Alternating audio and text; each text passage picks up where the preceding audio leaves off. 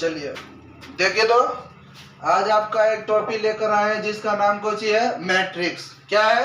Matrix. Matrix को हम लोग क्या बोलते हैं? आव्यूह। क्या बोलते हैं? तो आव्यूह का हमारा बहुत ही आसान परिभाषा है कि वास्तविक संख्या या सम्मिश्र संख्या या फलन के क्षैतिज या उदग्र रूप के जो आयताकार विन्यास होता है उसी को हम लोग क्या बोलते हैं? आव्यूह बोलते हैं। इसमें क्षैतिज रेखाएं को हम लोग पंक्ति तथा उदग्र रेखाएं को स्तंभ बोलते हैं। मतलब इसमें वास्तविक संख्या भी हो सकता है और सम्मिश्र संख्या भी हो सकता है और कोई फलन भी हो सकता है।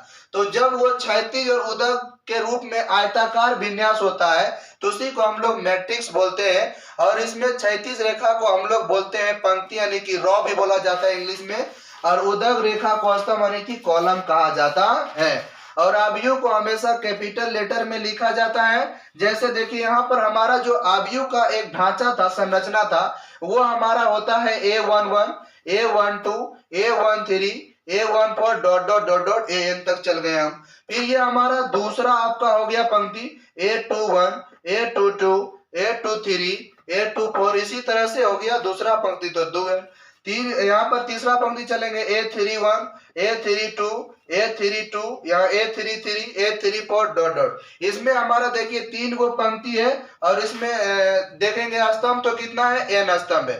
तो 3 गो पंक्ति था, N गो स्तंभ था, इसका कोटि बनेगा तो हो जाएगा 3 गुना N। कोटि बनाएंगे तो सबसे पहले लिखा जाता है पंक्ति वाला, उसके बाद लिखा था स्तंभ। पहले लिखना है आपको पंक्ति, उसके बाद लिखना है स्तंभ। क्या लिखना है? स्तंभ लिखना है। फिर B बराबर हमने दूसरा एग्जांपल लिया है।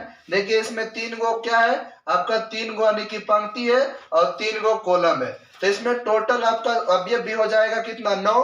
अवयव निकालने का भी नियम है, यानी पंक्ति गुना स्तंभ। तो पंक्ति और स्तंभ में कितना अवयव है उसको गुना कर देंगे तो आपका निकल जाएगा टोटल अवयव की संख्या। जिसमें 3 गो पंक्ति 3 गो अवयव था, 3 गुना 3 कर दीजिए, टोटल कितना हो गया? 9 अवयव।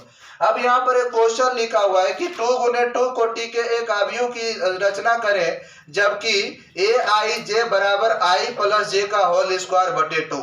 तो aij बराबर i प्लस j का होल स्क्वायर बटे 2।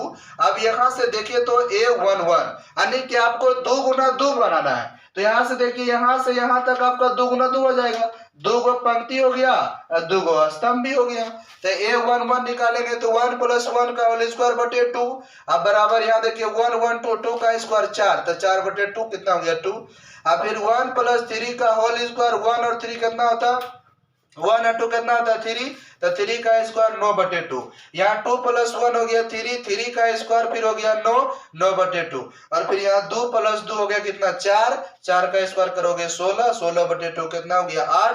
अब हमारा यहाँ से जो बन रहा था यानी कि जो हमारा अवयव का निर्माण हो रहा था वो A11, A12, A21, A22 था। इसमें A11 का मान कितना आया था? 2। A12 का मान कितना आया था? 9 बटे 2। और A21 का मान कितना आया था? 9 बटे 2। और A22 बराबर कितना आया था? 8 आया। आशा करते हैं कि आपको ये अवयव समझ में आ गया होगा। अगले वीडियो में आपको हम लेकर आएंगे टाइप्स ऑफ मैट्रिक्स, अवयव के प्रकार, अवयव का प्रकार।